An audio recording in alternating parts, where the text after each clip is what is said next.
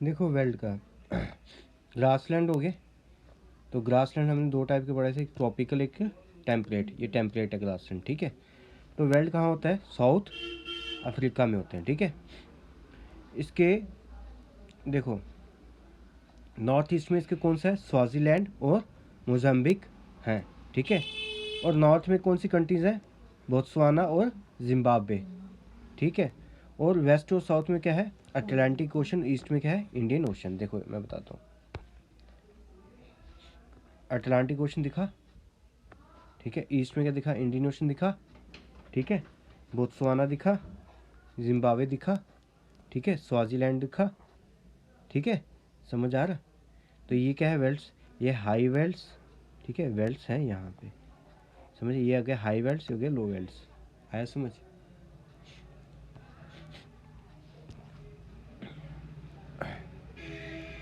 ये जो south Africa में जो वेल्ट्स दिखाई देते हैं, प्लेट्यू, हाई प्लेट्यू। प्लेट्यू समझता ना क्या होता है? फ्लैट लैंड होती है, टेबल जैसे होता है, जैसे आपका टेबल होता है वैसे ही, ठीक है। तो ये हाई प्लेट्यू में है, ठीक है। The north eastern side is known as high veld. North east side को क्या बोलते हैं? High weld. वेल्ड का वैसे कह रहा मतलब होता है फील्ड, ठीक है, जहाँ पे घास उगते हैं। इस वेल्ड की मतलब हाइट कैसे? 600 मीटर से लेके 1000 मीटर अबोव सी लेवल में ये ग्रासलैंड्स हैं, ठीक है। दरखन्सबर्ग जो माउंटेन है वो कहाँ है? ईस्ट साइड में है। कलारी डेजर्ट कहाँ है? वेस्ट साइड में है। देखो दिखा देते हैं, ये भी ये माउंटेन दिखे, ठीक है। कलारी डेजर्ट दिखा? कलारी डेजर्ट देखो, ये कलारी डेजर्ट आया ना, कलारी डेजर्ट, समझ गया। तो ईस्ट में क्या हो गया? दरखन, और क्या हो गया? वेस्ट में क्या है? कलहारी डेजर्ट है। रेंज ऑफ हिल क्या है? Witwatersrand runs across the veld, ठीक है। और यहाँ पे हिल्स हैं जिसका नाम ये है जो वेल्ट से गुजरती हैं। ऑरेंज या लिम्पोपो, कौन सी रिवर्स जाती हैं इसके बीच में से? याद रखना, ऑरेंज और लिम्पोपो, ठीक है, रिवर्स गुजरती हैं। आपको पता है ग्रासलैंड फॉरेस्ट और डेजर्ट के बीच का एरिया है, ठीक है ना। यहाँ पे बारिश कम होती, यहाँ पे उससे ज़्यादा होती, यहाँ पे सबसे कम होती है, समझ गया? देखा गया क्या है? ये वार्म टेम्परेट जोन है। क्या है? यहाँ पे माइल्ड क्लाइमेट होता है, क्योंकि इसके आगे पीछे क्या है? ओशन है। ओशन क्या करता है? मैराइन इफेक्ट देता है, यानी कि इसको इतना ज़्यादा टेम्परेचर हाई नहीं होने देता, लेकिन उमस ज़्यादा होती है, ठीक है। ऑन द थ्री साइड यहाँ पे और कौन सी करंट चलती है? Cold Benguela current. Cold current समझता ना? करंट क्या होती है? पढ़ा था हमने करंट, एक ही डायरेक्शन में जो मूव करती हैं। तो यहाँ पे कौन सी? एक होती है वार्म करंट, एक होती है कोल्ड करंट। तो यहाँ पे कौन सी करंट चलती है? कोल्ड बेंगुला करंट, समझ गए? आगे चलते हैं। अच्छा, यहाँ पे समझ क्या सकते हैं? वार्म और वेट होते हैं। टेम्परेचर यहाँ पे कितना चले जाता है? 22 डिग्री चला जाता है। Most of the rainfall occur during summer and it decreasing from south to north and east to waste.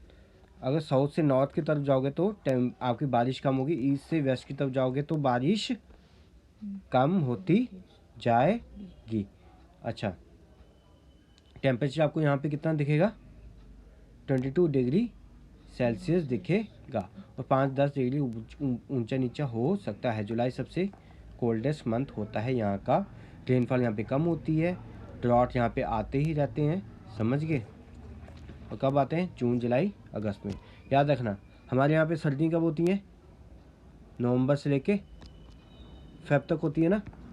यहाँ पे उल्टा होता है, यहाँ पे जून जुलाई अगस्त, ठीक है। मई जून जुलाई अगस्त में क्या होती है? सर्दियाँ होती हैं यहाँ पे। जो नॉर्थ में होता है ना, साउथ में उसका उल्टा होता है। यहाँ पे सर्दियाँ अगर हमारे यहाँ पे है, वहाँ पे तब क्या होंगी? गर्मी होंगी। क्यों? हमने पढ़ा था ना, ऐसे टिल्टेड है, समझ गया। जब साउथ मून की तरफ होगा, नॉर्थ मून से दूर होगा, तब यहाँ पे क्या होंगी? सर्दी होंगी। यहाँ पे क्या होंगी? गर्मियाँ होंगी, समझ गए? अब यहाँ पे क्या क्या हमें जीव जंतु या पेड़ पौधे क्या मिलते हैं, देखो सेमी एरिड है, ठीक है। Major part is covered with grass, कौन सी ग्रास, रेड ग्रास। और यहाँ पे कौन सी ग्रासेस मिलती हैं, और एकाकिया और मारूला, ठीक, ग्रासेस का नाम है, ठीक है। Bush land and grass land in the highveld have major handicap, मतलब कि ये इनकी कितनी हाइट है, 1000 से 2000 मीटर तक है। इस वजह से 100 दिन तक ये क्या होती हैं, बर्फ से ढकी रहती हैं। कौन सी, bush veld and grass land in the high velds, समझ गए। हाई वेल्ड देखा था हमने, ईस्ट साइड में होती है, इसकी हाइट ज़्यादा होती है, तभी हम इसको क्या बोलते हैं, हाई वेल्ड। यहाँ पे 100 दिन तक क्या होता है, कोहरा जमा रहता है, इसमें फॉस्ट होती है। द मेन एनिमल यहाँ पे कौन से होते हैं, लॉइन, लिपर्ड, चीता और कोडोस। और यहाँ पे शीप ज़्यादा क्या उगाई जाती है, शीप, क्योंकि क्या होती है, ग्रास होती है, और शीप क्या करती है, ग्रास ही खाती है। टाल और शॉर्ट ग्रास यहाँ पे होती है, समझ गया। तो ये आपको वहाँ दिखेगा जहाँ पे आपको पानी मिलेगा, और जहाँ पे हाइट ज़्यादा होगी वहाँ पे आपको पेड़ दिखे। हाइट ज़्यादा होगी यहाँ पे बारिश होने के चांस ज़्यादा होते हैं। सॉइल यहाँ पे इतनी फर्टाइल नहीं है, इसलिए यहाँ पे कैटल केयरिंग ज़्यादा, रेयरिंग ज़्यादा होती है। ये आइडल है कैटल और शीप रेयरिंग के लिए, ठीक है, समझ गए। यहाँ पे कैटल कहाँ, वार्म और वेटर पार्ट में हम रेयर करते हैं, यहाँ पे पानी और थोड़ा सा वार्म टेम्परेचर होगा, वहीं पे हमें कैटल को रेयर करते हैं। कैटल से हमें क्या मिलता है, मिल्क और मीट, ठीक है, समझ गया। तो यहाँ पे क्रीमरीज बनती है, यानी बटर और चीज़ बनते हैं, जो हम ये एक्सपोर्ट करते हैं, ठीक है। फार्मर क्या करते हैं, क्रॉप्स भी ग्रो करते हैं, और एनिमल भी एक ही फार्म में रखते हैं। क्रॉप्स भी करते हैं और एनिमल को भी एक ही फार्म में उगाते हैं।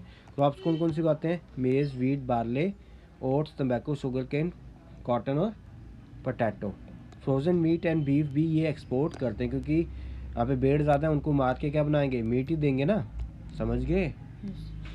Sheep rearing is the main occupation of the world. Sheep reared for the production of wool, यहाँ पे वूल भी बहुत अच्छी मिलती है। कौन सी, मेरिनो ब्रीड की जो शीप है वहाँ वूल काफ़ी अच्छी देती है। Angora goats yield more hair and leather, ये जो अंगोरा गोट्स है यहाँ से हमें कौन से हेयर मिलते हैं, मोर हेयर और लेदर मिलता है, ठीक है। South Africa is the largest producer of mohair in the world. It also second largest exporter of merino wool, कौन सी वूल, और यहाँ पे हमें मिनरल्स भी मिलते हैं, कि यहाँ पे गोल्ड काफ़ी ज़्यादा मिलता है। विट्सवर्थ स्टैंड में हमें क्या मिलता है, गोल्ड, हाँ, विट्सवर्थ स्टैंड में हमें गोल्ड मिलता है। Mining of gold have attracted the European to the South America, तभी यूरोपियन ने यहाँ पे हमला किया था और कब्जा किया था साउथ अमेरिका, क्योंकि यहाँ पे गोल्ड काफ़ी मिल रहा था। यहाँ पे आयरन ओर भी हमें मिलता है, इसकी वजह से आयरन और स्टील इंडस्ट्रीज भी यहाँ पे लगाई गई, ठीक है। Johannesburg the gold capital of the world, याद रखना कौन सी है, जोहानिसबर्ग को क्या कहते हैं, gold capital of the world. यहाँ पे सबसे ज़्यादा सोना मिलता है। Kimberley is famous for diamond, यहाँ पे हमें डायमंड मिलता है। डायमंड का क्या नाम है, कौन सी जगह, किम्बरले में ज़्यादातर हमें क्या मिलते हैं, डायमंड मिलते हैं। यहाँ पे ट्रांसपोर्ट कम्युनिकेशन भी काफ़ी ज़्यादा फैला हुआ, आगे समझ।